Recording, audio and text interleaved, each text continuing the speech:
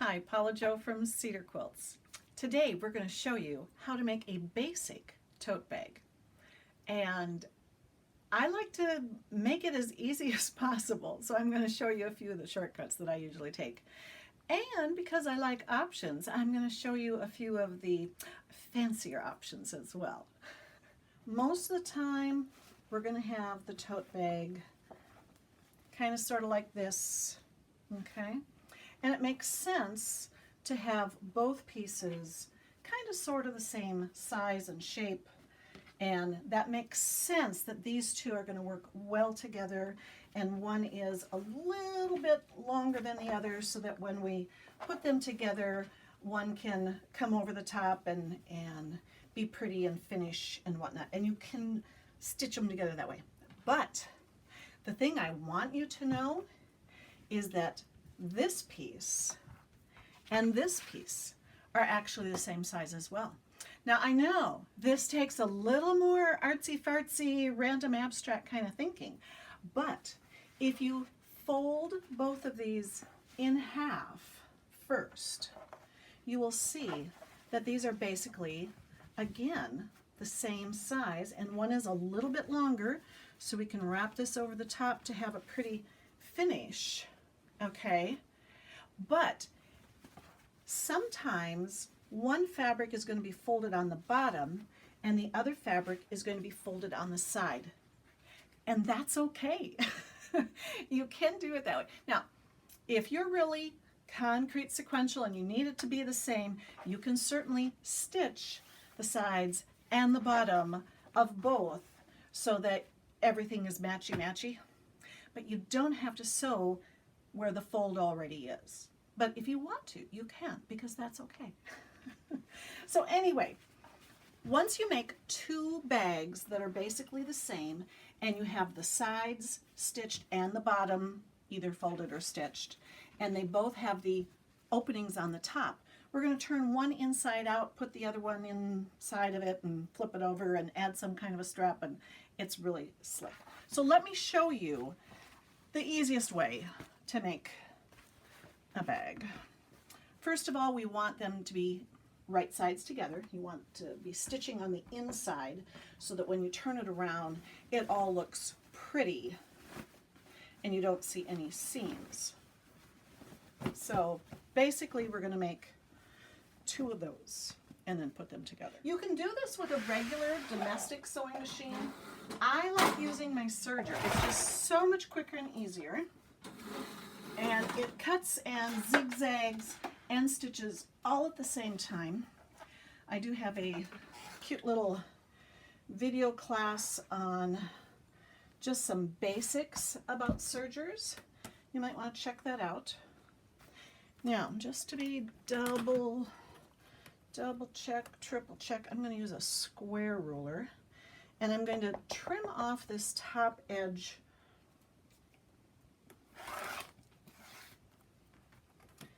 and let's double check that they're both cut even, and yeah, that's going to be close enough. All right. So first of all, we're going to flip this inside out, right sides together, just like all regular sewing. And we're going to serge the edges. I don't need to trim off hardly anything at all. I want it to be a regular stitch, and we're just going to stitch, taking off the least little teeny bit.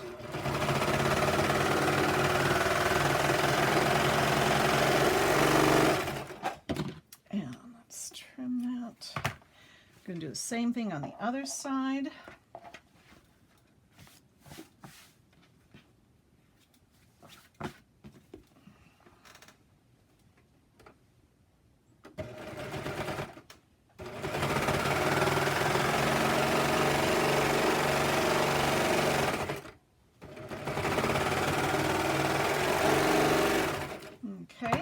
So we have our basic bag, but the bottom is really narrow. There's no space in there.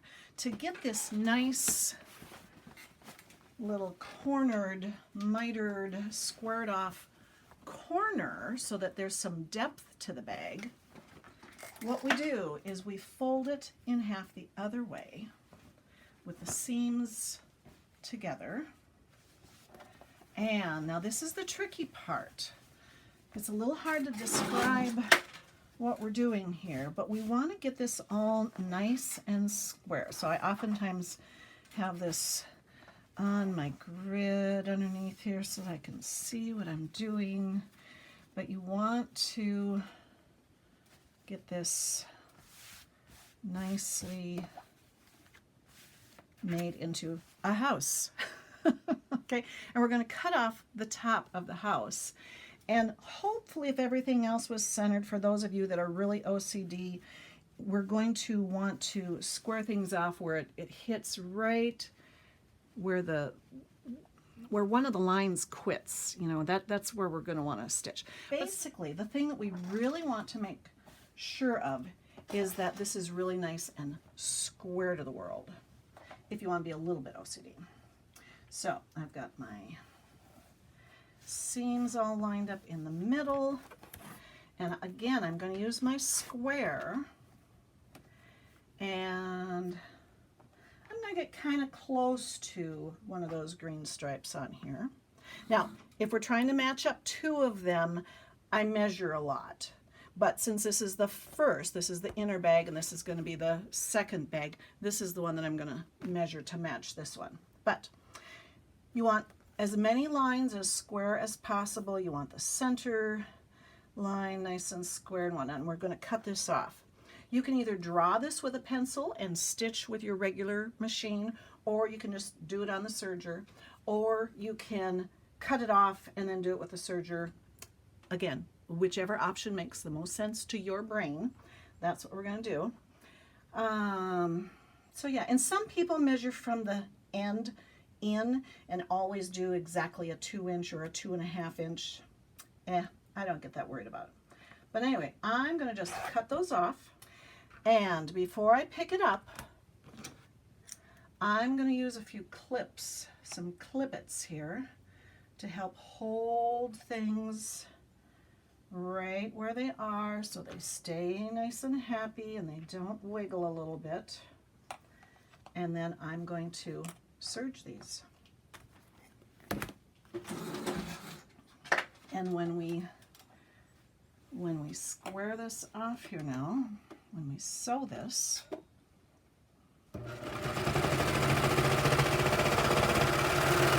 we now have a nice squared off bottom, and it's going to give you a bottom to the bag instead of just having a folded over bottom. Instead of an envelope, it's a box.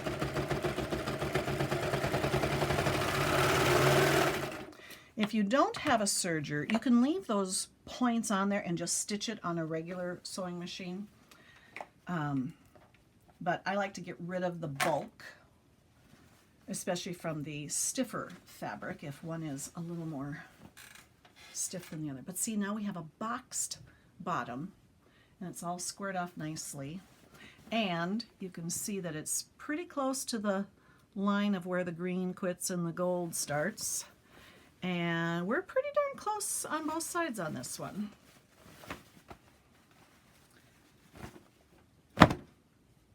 But now that we have two bags, we can put one inside the other. So let's do the same with this one. And we're going to try to keep each bag as big and square and possible, big as possible, as long as possible, as square as possible. So I'm going to just do like that.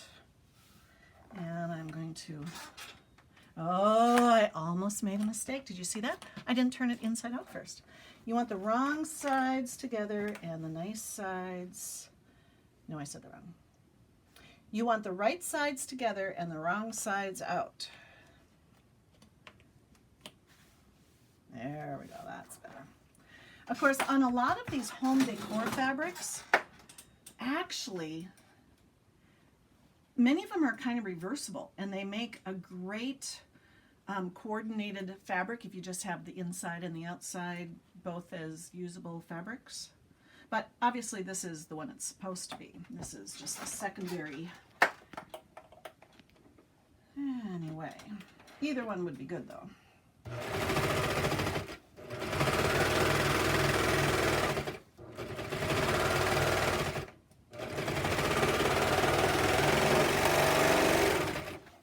So on this bag, we could use it as just a single fabric, and this would be good. It's heavy enough, it's strong and sturdy as well as curvy.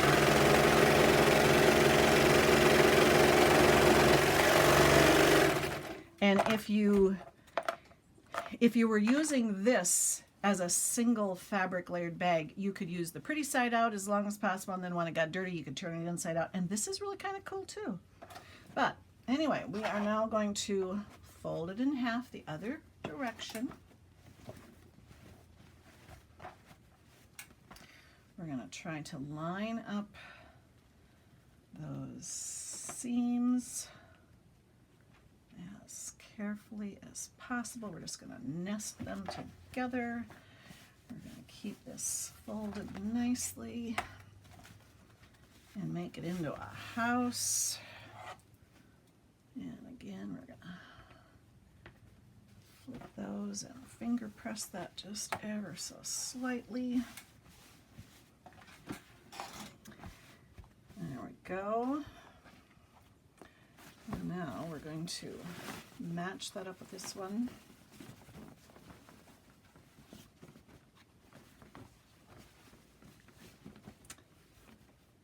And again, like I said, you can be as OCD about this as you want to be.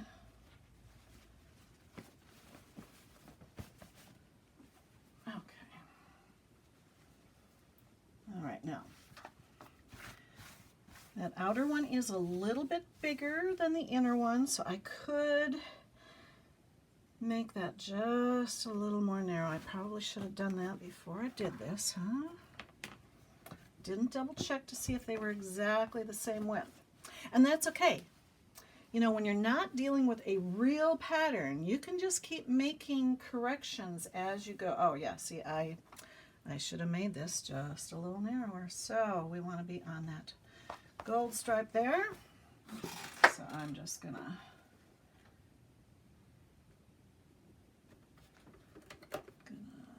put it there. Let's double check and triple check.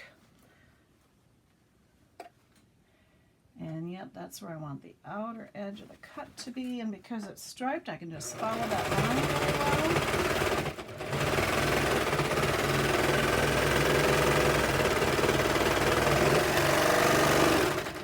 And just that easily, we fixed it all. And it's all perfect now. Now we're going to do that again.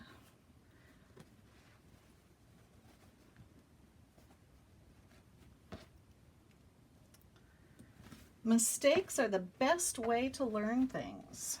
Little oopsies help you learn why it's important to do it the way you're supposed to do it. And it helps you figure out, puzzle out, what can I do if I mess up? And then you're not as worried about oopsies and mistakes. So, it isn't as important that these line up here. It's more important that the house, the roof of the house lines up down here. So when I match everything up and I'm going to cut this off on the new one, this is where I need things to be good at. So let's see. Want that there. I oftentimes use 2 rulers at the same time. And okay, I'm going to get everything lined up pretty close there. Make sure as many things are square and straight and perpendicular as possible. And I see this is off just a tad here and here, but I'm going to hope that that's just because of how I've got it folded, and it's actually going to be just fine. So we're going to cut this off and see how it looks. We can always fix it again if it's not.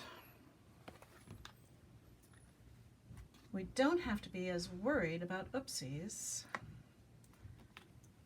as we usually are. So we're just going to get it pretty darn close and see how it is. You know, it's one of those life lesson things again. We just have to do the best we can. And if for some reason it's not quite good enough for whatever reason, then we can fix it again, you know? It's all good.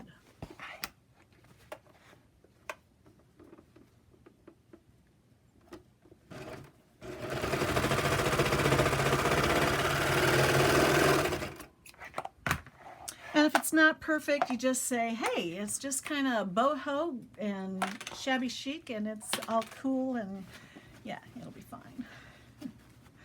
So we're going to turn this right side out and take a look at it and see how wonky it is or how perfect it is. And then we're going to decide which is the outside and which is the inside. And it'll all be lovely. Oh, yeah, that's so cute. Okay, so now when we're going to be putting these together, we want the middle of the cookies to be next to each other. So one bag is inside out and one is right side out. And we're going to put them in there. And oftentimes I use a little box of some sort in here just to help hold everything in here really nice.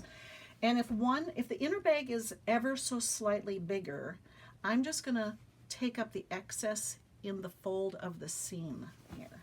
But because we measured and fixed the one, they do fit really, really well. So at this point, we just want to make sure everything is down in there nicely. And we're going to fold this over and mark it with a clip-it. We're going to fold this over and we're going to mark it with a clip-it. And then we're going to fold it the other way. And we're going to try to get these side seams kind of happy. And just like you nest seams when you're quilting, we want to nest the seams here as well if we can.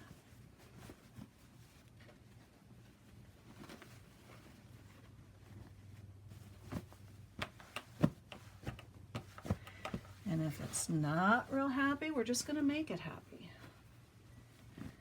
So there's a little bit of a, see there's a little bit of a wrinkle up here.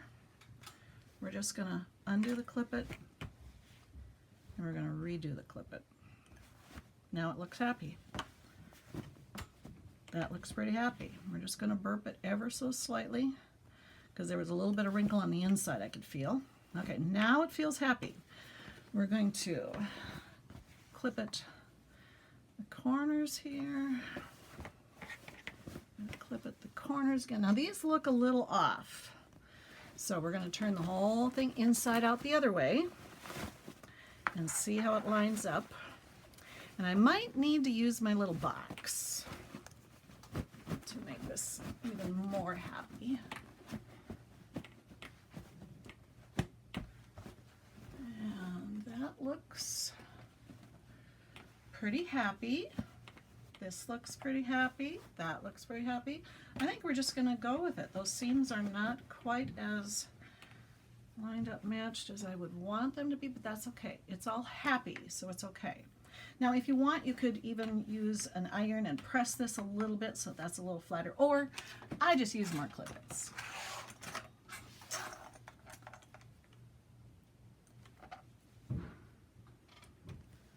Now one thing we did not talk about yet are straps or pockets. If you want to add pockets, it's a whole lot easier to add the pockets before you stitch the bag together at all, before you stitch the side seams at all. But that's for another day.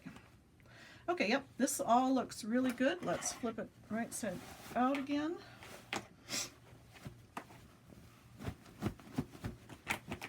And again, everything still looks and feels really happy. And so we can stitch this, and I usually go at least a 1/4 inch in. I feel with my fingers. We might even want to go in about a 1/2 inch, but I'm going to stitch that. Then I'm going to bring this in and we'll stitch the bottom edge as well. And then that's going to all be good. So now we're going to pretend that the top stitching is already done around the top edge. The next thing I'm going to consider are my straps, and I really like using old ties for straps. And depending on how wide they are, sometimes you can fit a phone in here.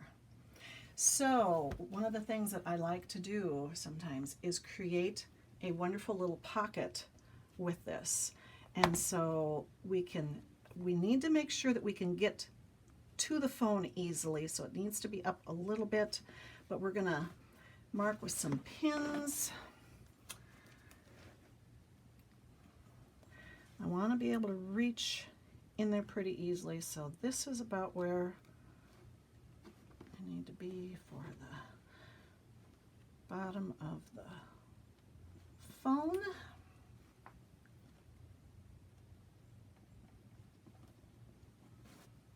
Okay, so when I put this on here, I need to make sure we're at about there. So the bottom of the point is going to go about here. And the top is going to be, just kind of feel that to stay fairly centered.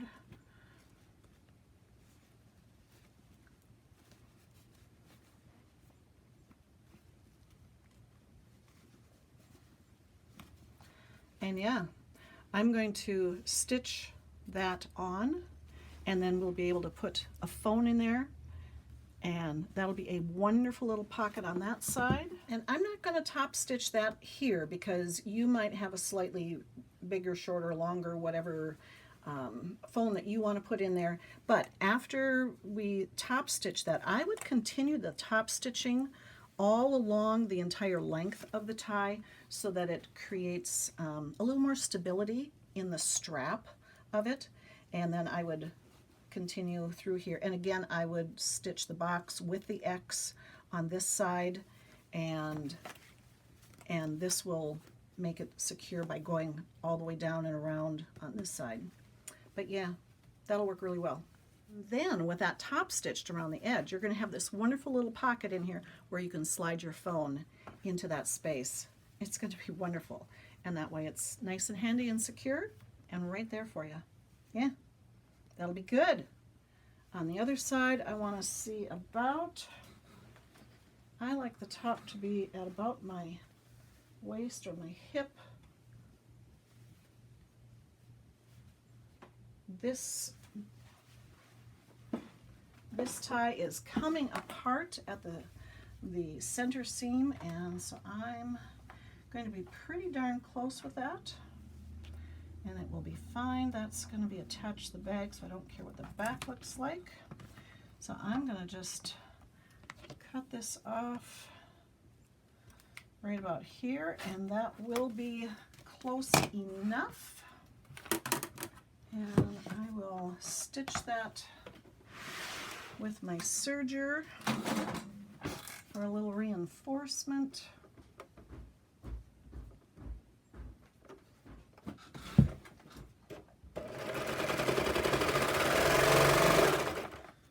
So that things don't unravel too much. So this side is going to just stay out the way it is. Oftentimes I will tuck this in just a little bit. Now I would have already had this top edge stitched for sure, but I sometimes leave this bottom edge until I'm done with this. But I think that's going to give us a nice little edge. I probably will even add a belt loop buckle thing here so that we can hook a key on here. Sometimes I prefer to do that to the inside.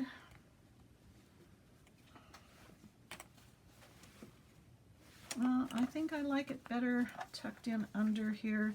I need to take this over to the iron and straighten that out a little bit because this tie was left with the tie for the knot for quite a while.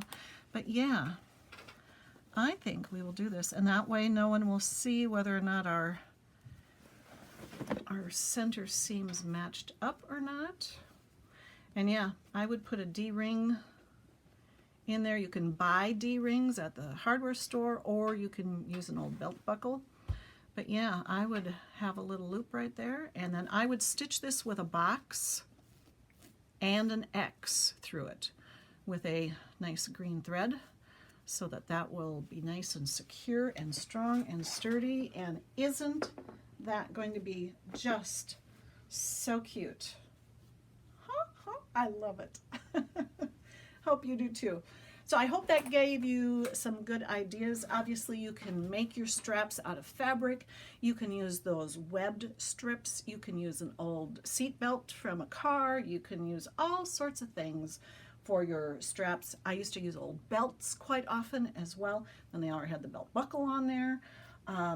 Yeah, there's lots of creative ways you can do this. There's oodles of good options. So as you make your bags, send us some pictures of your projects that you make with our LoriBagKits with the Home Decor fabrics. As I mentioned earlier, the cherry wood fabric would be gorgeous on here as well. So I'm going to make up a couple of kits here. Someone's going to get this partially done project, and you can finish it off as you like. Someone's going to get a little bit of cherry wood, and there's going to be $10 worth of cherry wood with this bag. So that one's going to be all by itself with some cherry wood, and then there'll be another one there. So yeah, look on our website for some of our kits and options that we have. Hope you found that really helpful. Thank you all very much for your love and good thoughts and prayers for Lori, and your donations to our fundraiser to help her with her medical costs. She is fighting ovarian cancer, and we thank you very, very much for all your help. Thanks so much. Spread some joy. Toodaloo.